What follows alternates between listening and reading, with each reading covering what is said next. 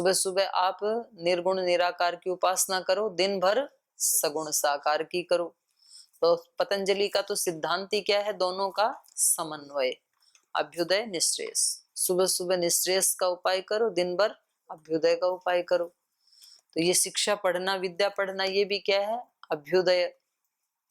ध्यान लगाना भी अभ्युदय। समाधि से पहले जो जो कुछ है वो सब अभ्युदय में आता है। स्वाध्याय भी अभ्युदय, दुकान पे जाना भी अभ्युदय, बिजनेस करना भी अभ्युदय, किसान का काम भी अभ्युदय, सब अभ्युदय में आता है। तो दोनों का समन्वय होना चाहिए।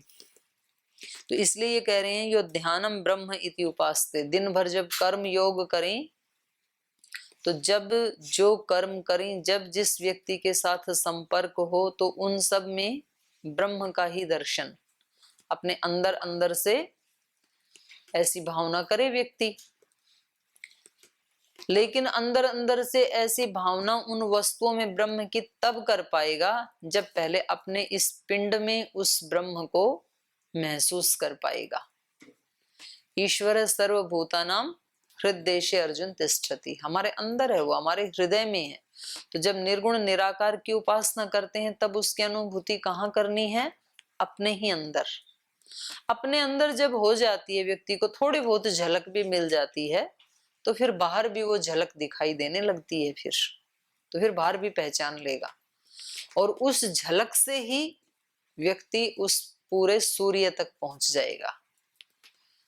जब किसी को कहीं घनघोर कोई जंगल हो और बिल्कुल अंधेरा है वहां पे और कुछ भी दिखाई नहीं दे रहा है, तो सुदूर कोई दीपक जलता हुआ दिखाई दे, टिमटिमाता हुआ, तो उसको ही आलंबन बना के वो व्यक्ति वहां तक पहुंच जाएगा, और वहां वो जंगल से एक बस्ती में पहुंच जाएगा। फिर तो वो जो झलक दिख रही है वहां से, स्पष्ट नहीं दिख रहा कुछ भी, एक झलक दिख रही है कि कहीं कोई रोशनी है, जरूर कोई ना कोई मनुष्य रहता होगा वहां पे। तो ये जो हमें अपने अंदर झलक दिखती है, शांति की, निर्भयता की, निर्द्वंद्वता की, पवित्रता की, ये सब उसी के रूप हैं। वो इन सब की पराकाष्ठा है। तत्र निरतिशयम सर्वज्ञ बीजम। सर्वज्ञता का जो बीज है वो ईश्वर में अतिशयता को प्राप्त कर जाता, पराकाष्ठा को। तो जो हम चीजों को जानते हैं और उनसे सुख लेते हैं, कर्मों को जानते हैं, कर्मों को आनंदमय बनाते हैं, तो यहाँ झलक है थोड़ी थोड़ी उसकी, हमारे अंदर भी हमें झलक मिलने लगती है। फिर उस झलक को फॉलो करते हुए उस पराकाष्ठा तक पहुंच जाएंगे। यहाँ जो ब्रह्म दिखाई दे रहा है किसी व्यक्ति में, किसी वस्तु में, यहाँ वो ब्रह्म उसकी झलक है, और वहां से पहचानते पहचानते पहचानते उनको इकट्ठा करते करते फिर उसकी पराकाष्ठा का भी वो स्वयं ही दर्शन करवा देगा। तो ये सनत कुमार ऋषि जो हैं, ये नारद के माध्यम से हम सबको भी वहीं लेके चल रहे हैं। तो ये कह रहे हैं कि आप ध्यान को भी क्या समझें? ब्रह्म समझें। उससे पहले मन को भी क्या बताया था? ब्रह्म समझें। संकल्प को भी ब्रह्म ही समझें। जो शब्द ज्ञान है, शब्द को भी ब्रह्म समझें। और शब्द को ब्रह्म तो महर्षि पतंजलि ने भी समझा, महाभाष्य में शब्द को ब्रह्म ही बताया पतंजलि ऋषि ने। तो जिस चीज को भी हम देखें, जड़ या चेतन, उन सबको ब्रह्म समझ करके उसकी उपासना करें। सयो ध्यानम ब्रह्म इति उपास्ते यावत् ध्यानस्य गतम। जितनी ध्यान की गति है उतनी उसको शक्ति मिल जाएगी। कोई व्यक्ति किसी मनुष्य को ब्रह्म समझता है, तो जितनी एक मनुष्य में शक्ति हो सकती है उतने ब्रह्म की शक्ति उस व्यक्ति को उस व्यक्ति के माध्यम से मिल जाएगी, और फिर आगे रास्ता मिल गया उसको, तो और आगे बढ़ जाएगा। कोई अपने माँ को ही ब्रह्म मानता है, पिता को ही ब्रह्म मानता है, अपने किसी मित्र को ही, अपने गुरु को ही, कहीं भी उसकी निष्ठा टिक जाती है, उसको ब्रह्म मान करके, थोड़ा थोड़ा नहीं, संपूर्ण रूप से। तो फिर उस ब्रह्म के उस रूप की, जिसको उसने ब्रह्म माना, उसकी जितनी क्षमता है उतना सुख इस व्यक्ति को पूरा मिल जाएगा। माने एक माँ कितना सुख दिला सकती है, वो सारा सुख इस व्यक्ति को मिल जाएगा जो अपनी माँ को ब्रह्म समझ के उसकी उपासना करता है। और उसके आगे ब्रह्म और भी है, कोई माँ में उसका अंत थोड़ी हो गया, उतना तो मिल जाएगा। लेकिन तो ये क्या कोई छोटी बात है? तो जितना हमारे सामने उसको तो हम प्राप्त करें। तो ये कह रहे हैं कि ध्यान की जितनी गति है उतना आपको मिल जाएगा, उतना सुख मिल जाएगा। तो क्या ध्यान से भी कुछ बड़ा है? ध्यानात् भूय इति वाव, ध्यानात् भूयो अस्ति इति तन्मे भगवान ब्रवीतु इति। तो फिर भगवान उसी का उपदेश दीजिए। तो लगे हाथ वो भी बता दो कि ध्यान से भी बड़ा क्या है, हमेशा ध्यान में रहें, इससे भी बड़ा और क्या है आगे। तो ये कह रहे हैं कि ध्यान से भी बड़ा है विज्ञान। तो मनोमय कोश के बाद, मनोमय कोश मन तो बहुत बड़ी शक्ति है लेकिन ये अंतिम नहीं है। मनोमय कोश के बाद भी क्या है फिर? विज्ञानमय कोश। सब चीजें बिल्कुल स्पष्ट दिखाई देती हैं, जैसी हैं वैसी ही दिखाई देती हैं, जो समाधि की अवस्था है। ध्यान से भी आगे क्या है? समाधि। समाधि में जैसा है वैसा ही दिखाई देता है। तो इसलिए इन्होंने कहा विज्ञानम वाव ध्यानात् भूयो। और जिन्होंने समाधि को प्राप्त किया उनको उस समय में कहते थे ऋषि। ऋषि कस्मात्? दर्शनात्। उन्होंने देखा चीजों को। देखते तो हम भी हैं लेकिन हमें तत्व ज्ञान नहीं होता है वस्तुओं का। हमारी दृष्टि और उनकी दृष्टि में अंतर है। हम देखते हैं केवल छिलके को, हम देखते हैं केवल बाह्य स्वरूप को, वो देखते थे उसके तत्व को। तो उस समय की भाषा में कहेंगे ऋषि, आज की भाषा में कहेंगे वैज्ञानिक। तो इसलिए यहाँ पर उसको विज्ञान कहा। विज्ञानम वाव ध्यानात् भूयः। विज्ञान, क्योंकि ध्यान का भी तो एक लक्ष्य है। ध्यान भी तो किसी चीज को चाहता है ना, देखना, जानना। ध्यान में कुछ पहचानना चाहता है व्यक्ति, खोज करना चाहता है। तो उससे भी आगे क्या है कि जिसकी वो खोज करना चाह रहा था उसका उसको विशेष ज्ञान हो जाए, उसको कहेंगे विज्ञान। सामान्य ज्ञान तो अन्नमय कोश में ही हो गया था किसी भी वस्तु का, लेकिन विशेष ज्ञान, तत्व ज्ञान कहाँ होगा? विज्ञानमय कोश में जाकर के।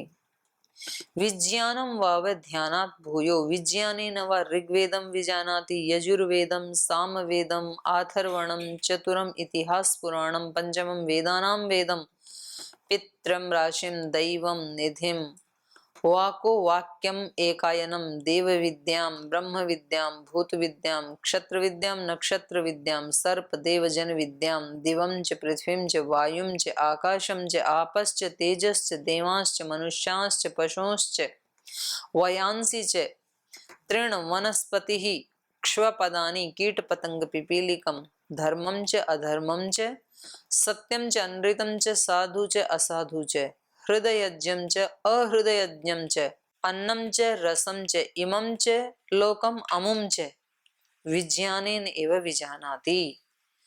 विज्ञानम उपास्व। इसलिए नारद तू विज्ञान की उपासना कर। कह रहे हैं कि ये विज्ञान ही है। विज्ञान माने विशिष्ट ज्ञान, गहरा ज्ञान, तत्व ज्ञान। विज्ञानम वाव भूय। विज्ञान तो ध्यान से भी बढ़ करके है, क्योंकि विज्ञानेन एव ऋग्वेदम यजुर्वेदम, ये सब जो हमारे चारों वेद हैं, इन चारों वेदों का ज्ञान किससे होगा? विज्ञान से। विज्ञान मतलब विशेष ज्ञान से, अर्थात विज्ञान में कोश में प्रतिष्ठित होकर के। तो महर्षि दयानंद जो 8-8 घंटे समाधि लगाते थे, 6-6, 4-4 घंटे समाधि लगाते थे, 3-3 घंटे समाधि लगाते थे, 2 घंटे तो उन्होंने सबके लिए ही बताया। 1 घंटा सुबह, 1 घंटा शाम।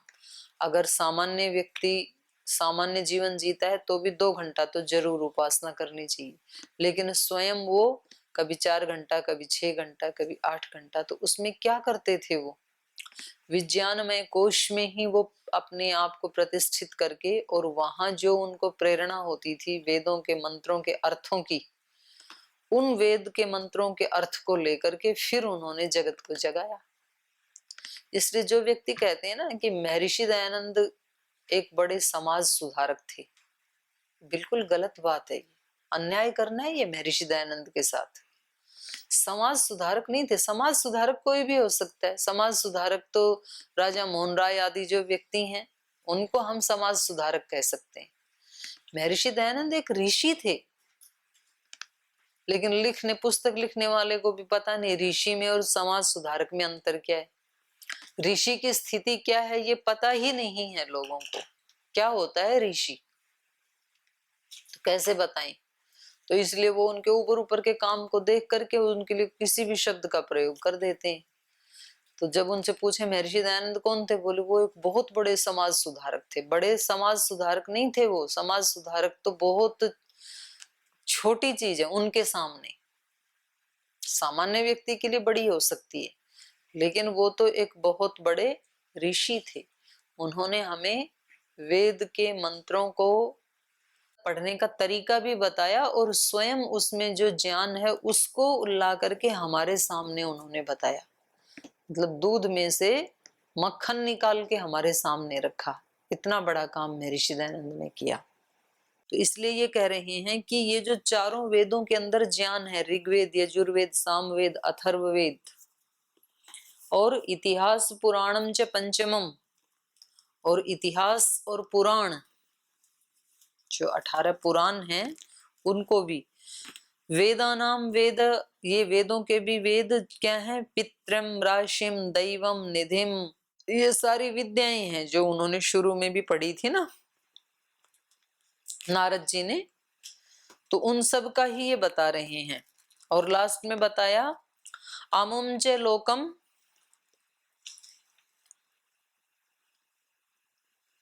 ये सारी क्षत्र विद्या, नक्षत्र विद्या, ये सब विद्याएं गिना करके वायुम च आकाशम च, फिर पंचभूत गिना दिए, फिर देवांश च मनुष्यांश च पशुंच, फिर ये सारी योनियां गिना दी, वयांसी पक्षी और तृण वनस्पति आदि और कीट पतंग पिपीलिका आदि, धर्म अधर्म, सत्य अनृत, साधु असाधु और हृदयज्ञम, हृदयज्ञम अहृदयज्ञम, हृदयज्ञ हृदय का ज्ञान, अहृदयज्ञ हृदय का न जानना।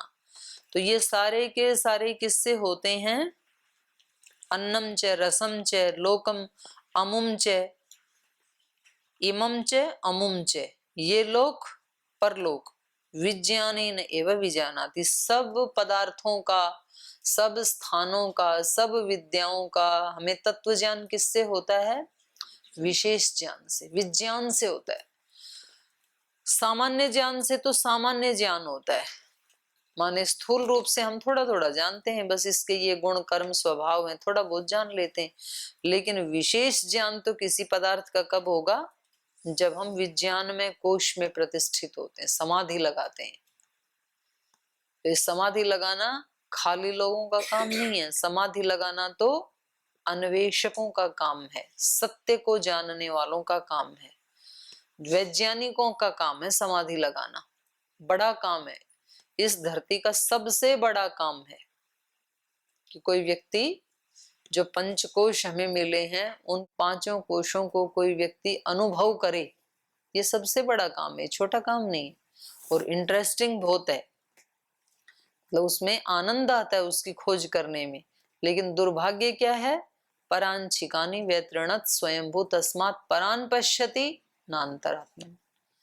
डिजाइन ऐसा बना दिया भगवान ने इंद्रियों का कि बाहर ही देखती हैं हमेशा, अंदर देखते ही व्यक्ति बोर होता है। नहीं तो कितना अच्छा है ये कोरोना काल, कितना अच्छा है, समाधि लगाने का कितना बढ़िया बेहतरीन मौका मिल गया, बाहर जाना ही नहीं, कोई छुट्टी लेनी ही नहीं, लगाओ समाधि अपने घर में बैठ के। लेकिन व्यक्ति उसको देखता ही नहीं है, बाहर भागता है। उसकी बैठा बैठा भी जो है ना बाहर सारी यात्राएं करता है, कभी उस दुकान पे गया, कभी उस ढाबे पे गया, कभी उस होटल में गया, कभी उधर दारू के ठेके पे गया, बैठा बैठा भी घूमता है, क्योंकि पुरानी उसकी स्मृतियां वही उसको दिखाती हैं। अंदर कभी गया नहीं तो अंदर की स्मृति भी आती नहीं है। तो इस रास्ते पे चलेगा भी वो ही जिसने कभी ना कभी किसी ना किसी जन्म में उसको महसूस किया है, उसके अंदर संस्कार है। तो फिर वो उसको धकेलते हैं इधर कि नहीं इधर चलो, अध्यात्म में सुख है, जिस व्यक्ति को योग दर्शन में भी आया ना कि जिनको इस प्रकार की चर्चा सुनने से रोमांच होने लगता है, अश्रुपात होने लगता है, आनंद आने लगता है, तो इसका मतलब क्या है? उसके अंदर बीज है, आलम्बन है उसके अंदर, वरना तो व्यक्ति को सुहाएगा ही नहीं ये मार्ग अगर बीज ना हो तो। और एक बार जब हमें ये पता लग गया कि बीज है तो अब क्या करना है?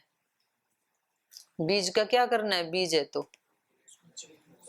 बीज को मिट्टी में मिलाना है। गुरु पूर्णिमा पे बताया था ना, बीज है तो उसको क्या करना है? मिट्टी में डालना है। मिट्टी में डालने का मतलब क्या है?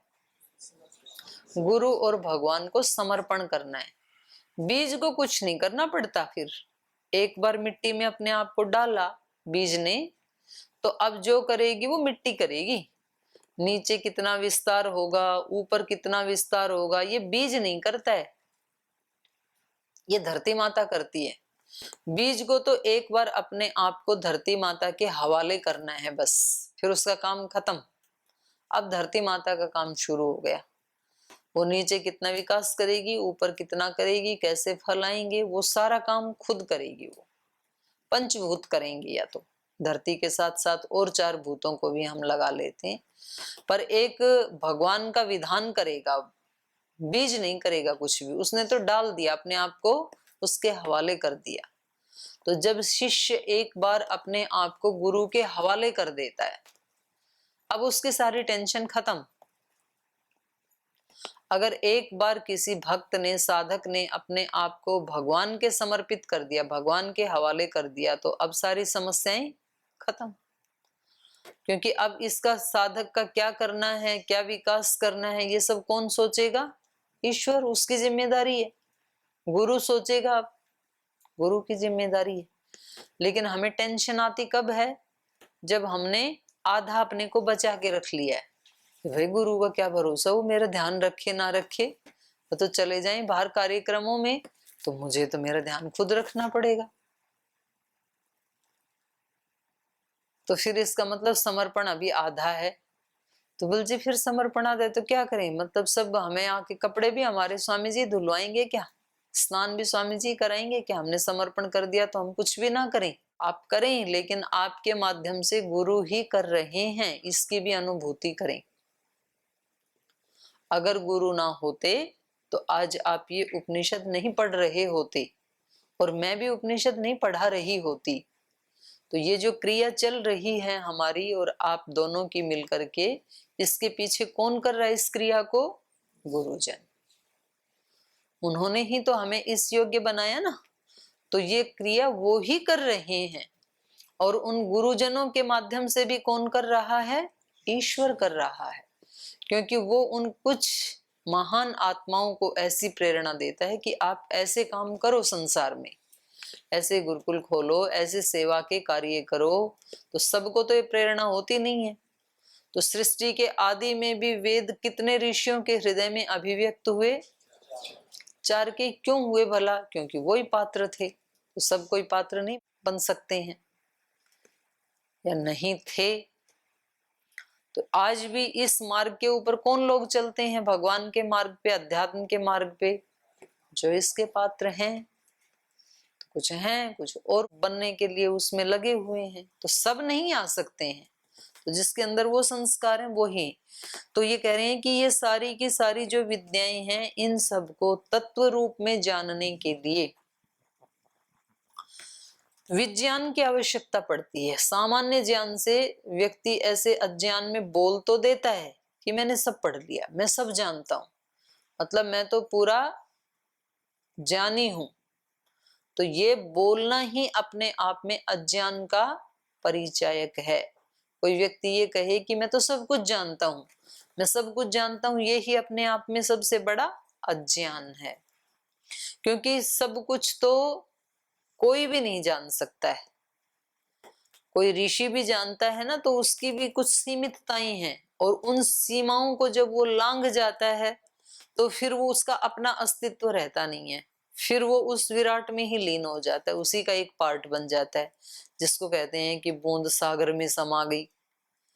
और वो फिर वो ईश्वर जो अनंत है वो भी अपने अनंत रूप को जानता है कि नहीं जानता है? जब उसी का रूप हो गए तो वो फिर अपने रूप को जानता है कि नहीं जानता है ईश्वर भी? तो ये सत्या प्रकाश में पूछा किसी ने महर्षि दयानंद से कि भगवान तो अपने रूप को जानता ही होगा, कम से कम वो भी जानता है कि नहीं जानता है? तो उन्होंने उत्तर दिया कि वो जानता तो है, लेकिन वो भी इस रूप में जानता है कि ईश्वर अनंत है, उसको जाना नहीं जा सकता। इसी रूप में जानता है वो भी अपने आप को,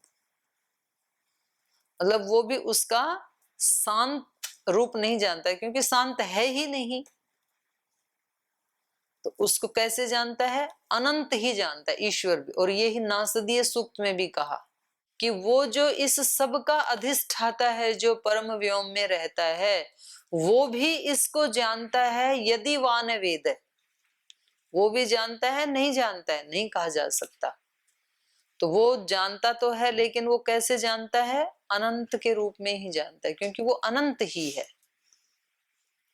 और इसको आपको अपने ढंग से यदि देखना है तो कभी किसी रात्रि में जब बिल्कुल अंधकार हो, गुरुकुल की भी लाइटें सब बंद कर देना, कोई ज्यादा खतरा है नहीं यहाँ पे, और घोर अंधकार में एक बार आकाश को देखना जरा, और आकाश में जितने आपको तारे सितारे नक्षत्र टिमटिमाते हुए दिखें उनको एक बार गिनने की कोशिश करना। तो आप पाओगे कि आप जितना आपका एक कमरा है, इतनी दूर के नक्षत्रों को भी गिन नहीं पाए। और वो जो पूरे दिखाई दे रहे हैं, ये हमें उस ब्रह्मांड का कितना पार्ट दिखाई दे रहा है जो हमारी पृथ्वी के ऊपर है। मानो हम एक गेंद के ऊपर खड़े हैं, तो गेंद के ऊपर से हमें कितना दिखाई देगा? जो गेंद के ऊपर है। गेंद के साइडों में भी है आकाश, नीचे भी है। पृथ्वी की तो इस ब्रह्मांड में क्या स्थिति है, बहुत छोटी है ना पृथ्वी। तो हमें तो पृथ्वी के ऊपर ऊपर वाला दिख रहा है, और इधर उधर वो तो दिख भी नहीं रहा हमें। लेकिन वो भी इतना अनंत है जो दिख रहा है कि उसमें भी हम काउंटिंग नहीं कर सकते। तो वो कोई ना कोई, वो सूर्य जैसा होगा, चंद्रमा जैसा होगा, पृथ्वी जैसा होगा, बुध जैसा होगा, शुक्र जैसा होगा, शनि जैसा होगा, कोई ना कोई तो उसका आकार होगा ही ना। और जब पृथ्वी तो इतनी छोटी सी है, और वो इससे अनेक अनेक लाखों लाखों गुना बड़े भी हैं, स्टार नक्षत्र आदि। तो अब जब इतने से पार्ट को भी गिनना मेरे लिए असंभव है, तो फिर सारी रात गिनती करते करते भी सुबह हम क्या बयान देंगे? असंभव है गिनना, क्योंकि वो क्या है? अनंत। तो उस अनंत के दर्शन भी आप खुली आंखों से कर सकते हैं, और शांत के दर्शन भी कर सकते हैं। मतलब जो हमें छोटी छोटी चीज दिख रही है उसमें भी उसको देख रहे हैं, वो भी इतना रहस्य रोमांचक पूर्ण है। कुछ भी नहीं है, अपने ही शरीर को देखो, एक एक अंग प्रत्यंग को देखें हम, ये भी कितना रहस्य रोमांच पूर्ण है। आंख को ही देख लो, सबसे ऊपर ब्रेन है, उसी को देख लो। ब्रेन के जो लगभग 10 करोड़ सेल्स हैं उनको ही देख लो। फिर एक एक सेल से जो पूरे शरीर में कनेक्टिविटी है, कौन से सेल के साथ किसकी, उसको ही देख लो। कितनी सुंदर रचना है ये। तो इसका पता कब लगेगा? विज्ञान से। सामान्य ज्ञान से पता नहीं लगेगा। सामान्य ज्ञान से तो बस व्यक्ति इतना ही देखता है कि ये व्यक्ति सुंदर है, ये असुंदर है, ये काला है, ये गोरा है, ये ऐसा है, ये ऐसा, बाहर के फीचर्स को देख करके जजमेंट देता रहता है बस। वो व्यक्ति क्या है ये तो कब पता लगेगा? विज्ञान से। और वहां फिर व्यक्ति धन्य धन्य हो जाता है।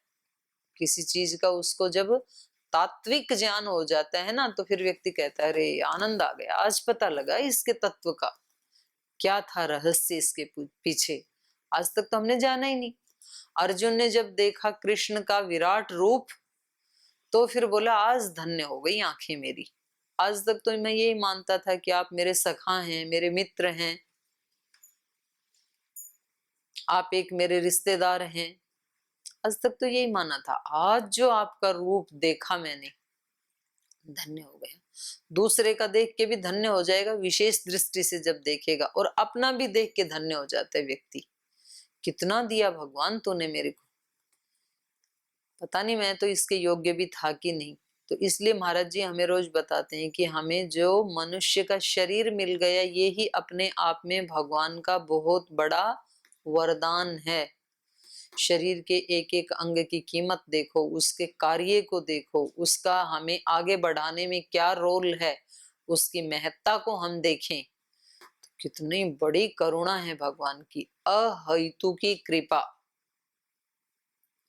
अहेतु की कृपा इसको क्यों कहें हम कहेंगे जी इसमें भगवान की क्या कृपा है, क्योंकि मनुष्य का शरीर कब मिलता है, जब पुण्य और पाप बराबर होते हैं। और पुण्य और पाप हमने कब किए, पुण्य पाप व्यक्ति कौन सी आत्मा कौन सी योनि में कर सकता है, मनुष्य योनि में। तो पिछली वाली योनि में किए तो उसके अनुसार उसके जो पाप पुण्य थे उससे ये जन्म मिला। फिर वो वाला मनुष्य का जीवन कैसे मिल गया था, उससे पिछले कर्मों से। उससे पिछला कैसे मिल गया था, उससे पिछले जन्मों के। ऐसे आप जाते जाओ पीछे, और अंत में आप जहां भी रुकेंगे 10, 20, 50, 1000, 2000, लाख, करोड़ जन्मों के बाद आप जुड़ेंगे, सृष्टि के आदि में जुड़ेंगे। उस समय मनुष्य का शरीर कैसे मिला था। तो इसको हम अगर कहीं हमें स्टार्टिंग मानना है तो हम यही मानेंगे कि ये भगवान की अहेतु की कृपा है हमारे ऊपर। कोई हेतु नहीं दिखता है हमें कि किस हेतु से हमें मिला था। अहेतु की कृपा जो हमें ये मिल गया, और इससे कम से कम हमारा कल्याण हो जाता है। फिर इतनी बड़ी गिफ्ट हमें दे दी, और वो भी इतने बड़े सम्राट ने, जो सम्राटों का भी सम्राट है। हमें तो पता ही नहीं हमें क्या दे दिया, तो इसको हमने जाना नहीं।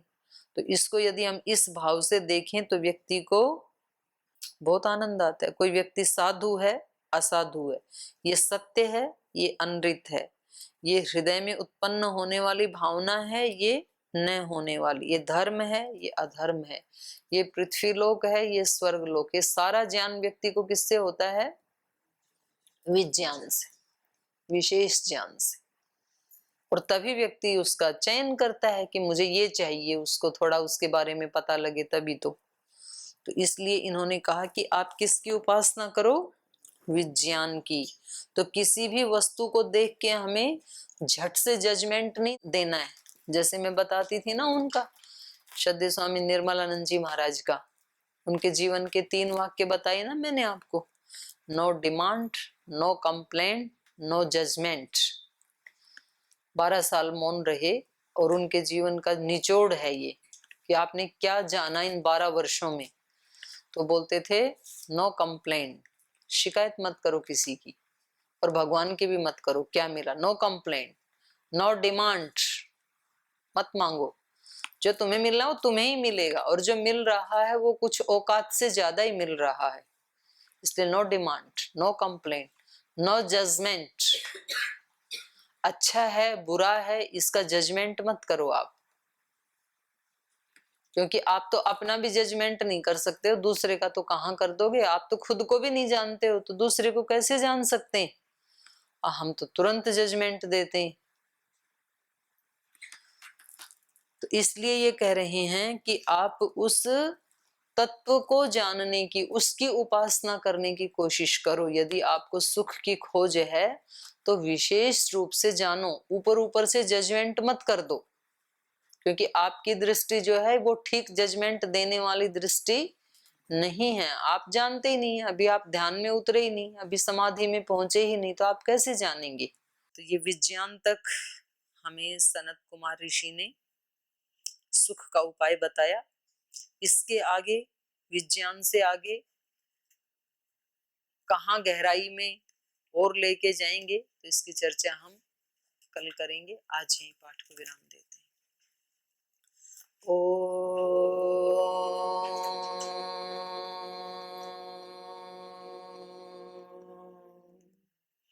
शांति शांति शांति। श्री गुरुभ्यो नमः।